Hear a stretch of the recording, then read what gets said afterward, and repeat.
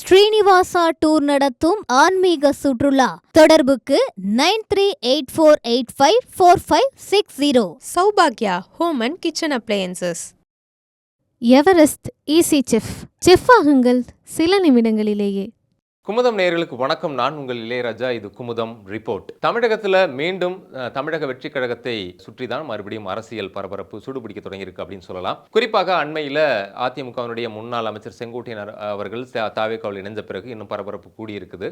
குறிப்பாக நடிகர் விஜய் அவர்கள் கரூரில் பரப்புரை மேற்கொண்ட போது ஏற்பட்ட அசம்பாவிதத்திற்கு பிறகு விஜய் அவர்கள் பொதுவெளிக்கு வராமலே இருந்தார். இந்த சூழ்நிலையில் கடந்த மாதம் காஞ்சிபுரம் மாவட்டத்தில் ஒரு தனியார் கல்லூரியில் ஒரு உள்ளரங்கு கூட்டத்தில் கலந்துகிட்டார். அதன் பிறகு மீண்டும் செங்கோட்டையனுடைய இணைப்புக்கு பிறகு மீண்டும் தாவேக்காவினுடைய தொண்டர்கள் உற்சாகம் அடைஞ்சிருக்காங்க. இந்த சூழ்நிலையில் மீண்டும் நடிகர் விஜய் அவர்கள் ரோட் ஷோ மேற்கொள்ள போகிறார் அப்படிங்கிறது தான் தாவேக்கா தொண்டர்களுக்கு உற்சாகமாக இருந்த நிலையில் அந்த ரோட் ஷோவுக்கு இப்போது அனுமதி மறுக்கப்பட்டிருக்கு. எங்கே அப்படின்னு பார்த்தோம் அப்படின்னா தமிழகத்தில் தான் அனுமதி ரோட் ஷோ கிடைக்காது அப்படின்னு சொல்லிட்டு பாண்டிச்சேரியில் அவங்க முயற்சி பண்ணிக்கிட்டு இருந்தாங்க. குறிப்பாக இந்த டிசம்பர் 5ஆம் தேதி பாண்டிச்சேரியில் காலாப்பட்டில் தொடங்கி அப்படியே அஜந்தா சிக்னல், அப்படியே உப்பளம், அரியங்குப்பம், தவளக்குப்பம், இப்படி பல பகுதிகளில் மக்களை நேரடியாக சந்தித்து விஜய் அவர்கள் உரையாற்றுறதாக அந்த அனுமதி கடிதத்தில எல்லாம் அவங்க குறிப்பிட்டிருந்தாங்க. குறிப்பாக இன்னும் சொல்ல போனால் 2-3 முறை அவர்கள் பாண்டிச்சேரியினுடைய டிஜிபி கிட்டையும் சரி, பாண்டிச்சேரியுடைய முதல்வர் ரங்கசாமி கிட்டையும் அவங்க அனுமதி கேட்டிருந்தாங்க. எப்படியும் பாண்டிச்சேரி பொறுத்த வரைக்கும் ரங்கசாமி அவர்களோட தான் தாவேக்கா கூட்டணி அமைக்க போகுது அப்படின்ற மாதிரியான பேச்சு முழவி வந்த நிலையில் எப்படியாவது அங்கே ரங்கசாமி அவர்கள் விஜய் கூட நட்புறவில் இருக்கிறதுனால அவர் அனுமதி கொடுப்பார் அப்படின்னு எதிர்பார்த்துட்டு இருந்தாங்க. ஆனால் ரங்கசாமி அவர்கள் அதற்கு அனுமதி கொடுக்கல. புதுவை அரசு அதை மறுத்திருக்குது. குறிப்பாக கரூர் சம்பவத்தை மேற்கோள் காட்டி இந்த ரோட் ஷோ, அதாவது இந்த சுற்றுப்பயணம், விஜய் அவர்களுடைய சுற்றுப்பயணம் மக்களுக்கு அது தேவையற்ற பிரச்சனைகளை, விளைவுகளை உண்டு பண்ணக்கூடியதாக இருக்கும். அது பாதுகாப்பு அம்சங்களில் ஏற்படக்கூடிய பிரச்சனைகளை சுட்டி காட்டி வேண்டுமானால் ஒரு பொதுக்கூட்டத்தை நடத்திக்கலாம் அப்படின்னு சொல்லி அதுக்கு மட்டும்தான் இப்போ அனுமதி கொடுத்துருக்காங்க. அதாவது பாண்டிச்சேரி பழைய துறைமுகம் வளாகத்தில் பொதுக்கூட்டம் நடத்துறதுக்கு இப்போ அனுமதி கிடைச்சிருக்குது. இதுக்கு முன்னாடி பார்த்தோம் அப்படின்னா காஞ்சிபுரத்தில் தனியார் கல்லூரியில் விஜய் அவர்கள் உள்ளரங்கில் ஒரு 2000 பேரை சந்தித்து பேசியிருந்தார் அப்படின்றத பார்த்தோம். அதன் பிறகு தமிழகத்திலேயே டிசம்பர் 4ஆம் தேதி சேலத்தில் ஒரு பொதுக்கூட்டத்தை நடத்தணும் அப்படின்னு சொல்லிட்டு அதற்கான அனுமதியும் காவல்துறை கிட்ட கேட்டிருந்தாங்க. அந்த சூழ்நிலையிலும் அந்த 4ஆம் தேதி அது சரிவராது அப்படின்னும் அவங்க தாவேக்காவினர் தேர்ந்தெடுத்திருந்த இடத்திலையும் சில சிக்கல்கள் இருப்பதா சொல்லி அப்போ அனுமதி மறுக்கப்பட்டிருந்துச்சு.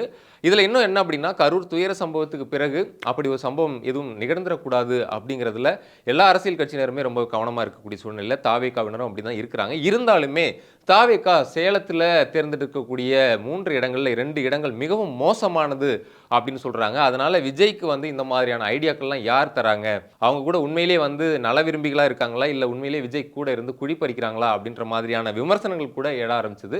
ஏன் அப்படின்னா, சேலத்தில் டிசம்பர் 4ஆம் தேதி பொதுக்கூட்டம் நடத்தணும்னு சொல்லிட்டு அனுமதி கேட்ட இடங்களை பார்த்தோம் அப்படின்னா கோட்டை மைதானம், போஸ் மைதானம் மற்றும் தாளமுத்து நடராஜன் திடல், இந்த 3 இடங்களை தான் கேட்டிருந்தாங்க. இந்த 3 இடங்களில் பார்த்தோம் அப்படின்னா நாமளே நம்ம ரிப்போர்ட்டர் மூலமாக நேரடியாக அந்த இடங்களுக்கெல்லாம் நேரடியாக சென்று விசிட் அடித்து அந்த இடங்களெல்லாம் பார்த்துருந்தோம்.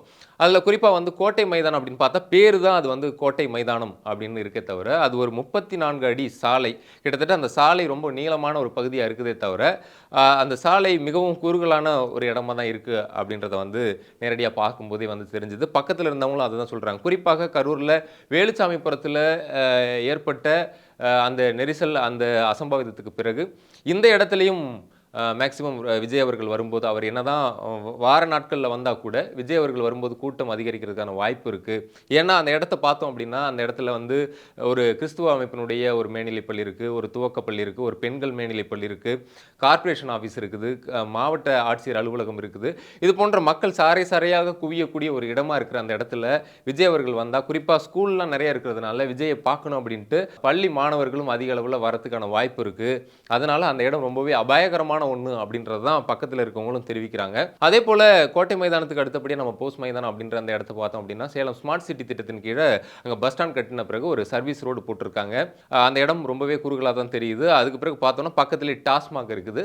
அந்த இடமுமே விஜய் அவர்கள் வந்து பொதுக்கூட்டம் நடத்தக்கூடிய அளவுக்கு கிடையாது அப்படின்னு தான் சொல்றாங்க. இன்னும் குறிப்பா நம்ம கோட்டை மைதானத்திலாம் சுற்றி விசாரிச்ச போது என்ன சொல்றாங்கன்னா, அந்த இடத்துல கடந்த காலங்களில் கலைஞர் அவர்கள், ஜெயலலிதா அவர்கள், இவங்கெல்லாம் எம்ஜிஆர் அவர்கள்லாம் கூட்டம் நடத்தியிருக்காங்க. ஆனா அந்த காலம் வேற.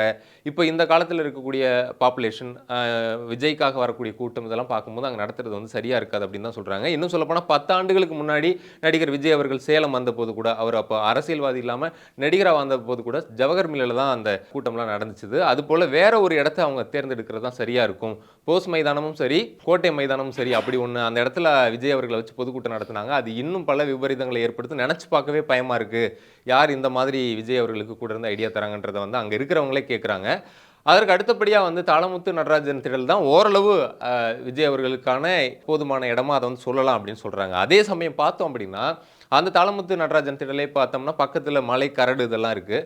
அதனால் என்ன சொல்கிறாங்கன்னா, இது மற்றவங்களுக்கு ஓகே, ஆனால் விஜய் அவர்களுடைய ரசிகர்கள்லாம் வந்தாங்க அப்படின்னா அவங்க அந்த மலையில் அந்த பாறையிலலாம் ஏறி நின்று ஆடுவாங்க. அப்போ கரடுகளை தட்டி விட்டாங்க அப்படின்னா அது கீழே இருக்கிற கூட்டத்தின் மேலே போய் விழுந்துச்சுதுன்னா அதை நினச்சி பார்க்கவே முடியாது. அது இன்னும் பல விபரீதங்களை ஏற்படுத்தும். அதனால் அவர் வந்து இந்த இடத்தையும் தவிர்க்கணும் அப்படின்ற மாதிரி சொல்கிறாங்க. இன்னும் சொல்லப்போனால் விஜயகாந்த் அவர்கள் சேலத்தில் ஒரு முறை பொதுக்கூட்டம் நடத்துனது வந்து கெஜல் நாயக்கன்பட்டியில் தான் ஒரு தனியார் நிலத்தில் நடத்தியிருந்தார். அந்த மாதிரி ஏதாவது ஒரு அவுட்டோரில் ஒரு தனியார் நிலத்தில் அப்படி ஒரு மாநாட்டு நடத்தினா யாருக்கும் எந்த ஒரு சிக்கலும் இருக்காது அப்படிங்கிறது தான் அங்கே இருக்கிறவங்கலாம் சொல்கிறாங்க. குறிப்பாக இது குறித்து நாம் வந்து சேலம் மத்திய மாவட்ட செயலாளர் தாவேக்கானுடைய மாவட்ட செயலாளர்கிட்டையும் விசாரித்த போது நான் வந்து மத்திய மாவட்டத்துக்கு தான் நான் வந்து மாவட்ட செயலாளராக இருக்கேன். நாங்கள் வந்து தாளமுத்து நடராஜன் திடலை மட்டும்தான் நாங்கள் எங்களுடைய முதல் ஆப்ஷனாக அதை தான் வச்சுருக்கோம். அதே போல் வந்து இந்த மாவட்டத்தில் அந்த பொதுக்கூட்டம் நடக்கும்போது மற்ற மாவட்டங்களுக்கான மற்றவர்களுக்கெல்லாம் அதில் வந்து அனுமதி இருக்காது. அதுபோல் நாங்கள் வந்து மக்கள் தொண்டர் படையின்னு இப்போ வந்து பாதுகாப்பு படையின்னு அமைச்சிருக்கோம். எங்ககிட்ட ஒரு 280 தொண்டர் படையினர் இருக்காங்க. நாங்கள் பாதுகாப்பு பணியிலலாம் ஈடுபடுவோன்ற மாதிரி அவர் சொல்கிறாரு. எது எப்படியோ கரூரில் நடந்த துயர சம்பவத்துக்கு பிறகு அப்படி எதுவும் நிகழ்ந்துடக்கூடாது அப்படிங்கிறது தான் கட்சி பேதத்தை எல்லாம் தாண்டி எல்லோரும் நினைக்கக்கூடிய ஒரு விஷயமா இருக்குது. அரசியலில் கண்டிப்பாக பிரச்சாரம், மக்களை நேரடியாக சந்திக்கிறது அப்படிங்கிறதுலாம் மிகவும் முக்கியம். அப்படின்னாலும் பாதுகாப்பும் ரொம்ப முக்கியம் அப்படின்றத விஜய் அவர்களும் கவனத்தில் கொள்ள வேண்டும். அதனால் நம்ம காவல்துறையினர்கிட்ட நம்ம விசாரித்த போதும் அந்த இடங்கள்லாம் சரியாக இருக்காது. அதுபோல் அந்த தேதியும் டிசம்பர் 4 அப்படிங்கும்போது டிசம்பர் 6ஆம் தேதி பாபர் மசூதி இடிப்புத்தனெல்லாம் வரதுனால பாதுகாப்பு விஷயங்கள்லாம் நம்ம கரெக்டாக கொடுக்க முடியுமான்னு தெரியல. அதனால வேற தேதியினரை பரிசீலனை பண்ணி கொடுக்க சொல்லியிருக்கோம் அப்படின்றத சொன்னாங்க. தாவேக்காவினரும் வேற ஒரு தேதியை இப்போ வந்து பரிசீலனை பண்ணுறதா சொல்லியிருக்காங்க. வேற ஒரு தேதி மட்டும் இல்லை, நல்ல ஒரு இடமா தேர்ந்தெடுக்க வேண்டிய கட்டாயத்திலையும் தாவேக்காவினரும் விஜயும் இருக்கிறாங்க அப்படின்றத அவங்க மறுத்திட முடியாது. ஸோ ரோட் ஷோ பொறுத்த வரைக்கும் இனிமேல் விஜய் அவர்களுடைய ரோட் ஷோ வந்து அனுமதி கிடைக்குமா அப்படிங்கிறது ஒரு கேள்விக்குறியாக தான் இருக்குது. ஏன்னா புதுச்சேரியிலேயே ரோட் ஷோ வந்து மறுத்திருக்கிற நிலையில் இங்கே ஏற்கனவே வந்து கரூர் சம்பவம் இருக்கிறதுனால தமிழக அரசும் காவல்துறையும் அனுமதி கொடுப்பாங்களான்னு தெரியல. அதை தாவேக்காவினரும் இங்கே சுற்றுப்பயணத்தில் ஈடுபடுற மாதிரி தெரியல. அவங்க பொதுக்கூட்டங்கள் தான் நிறைய இடத்துல கேட்டுக்கிட்டு இருக்காங்க. கூடிய சீக்கிரம் விரைவில் மக்களை விஜய் அவர்கள் சந்திப்பார் அப்படிங்கிறது தான் தாவேக்காவினர் சொல்கிறாங்க. குறிப்பாக நம்மகிட்ட அருண்ராஜ் போன்றவர்களும் அதை தான் சொல்லியிருந்தாங்க. இந்த ஒரு சூழ்நிலையில் விஜய்க்கு மேலும் நெருக்கடி தர விதமாக என்ன நடந்துகிட்டு இருக்கு அப்படின்னு பார்த்தோம் அப்படின்னா, தமிழக அரசு உச்சநீதிமன்றத்தில் ஒரு மனுவை தாக்கல் பண்ணியிருக்காங்க. அதாவது இந்த கரூர் நெரிசல்னால பலியான இந்த வழக்கில் சிபிஐயை ரத்து பண்ணணும், அதை எஸ்ஐடியே மேலும் விசாரிக்கணும், அருணா ஜெகதீசன் ஒரு நபர் விசாரணை ஆணைக்கும் அந்த ஆணைக்கும் தடை இருக்கக்கூடாது அப்படின்ற மாதிரியான மனுவை தாக்கல் பண்ணுறாங்க. ஒருவேளை இதில் சிபிஐயிலிருந்து இது மறுபடியும் மாநில அரசுக்கிட்டே இந்த வழக்கு வந்துச்சுதுன்னா அது இன்னும் விஜய் அவர்களுக்கு மேலும் நெருக்கடியை தரலாம் அப்படின்னும் அரசியல் நோக்கர்கள் தெரிவிக்கிறாங்க. மேலும் இந்த விஷயங்கள் குறித்து குறிப்பாக தாவேக்கா விஜய் அவர்களுடைய இந்த சுற்றுப்பயணம், பிரச்சாரம், இந்த அனுமதி மறுக்கப்படுவது, இது குறித்தெல்லாம் நீங்கள் என்ன நினைக்கிறீங்க? விஜய் அவர்களும் தாவேக்காவினர் என்ன செய்ய வேண்டும் அப்படின்றத நீங்கள் என்ன நினைக்கிறீங்க அப்படின்றத நீங்கள் கமெண்ட்ஸில் தெரிவிக்கலாம். உடனுக்குடன் செய்திகளை தெரிந்து கொள்ள, உடனுக்குடன் அரசியல் நிகழ்வுகளையும் நீங்கள் தெரிந்து கொள்ள குமுதம் ரிப்போர்ட்டருடன் இணைந்திருங்கள். உங்களிடமிருந்து விடைபெறுவது உங்கள் இளையராஜா. ஸ்ரீனிவாசா டூர் நடத்தும் ஆன்மீக சுற்றுலா. தொடர்புக்கு 9384854560. சௌபாக்யா home and kitchen appliances. Everest easy chef ஆகுங்கள் சில நிமிடங்களிலேயே.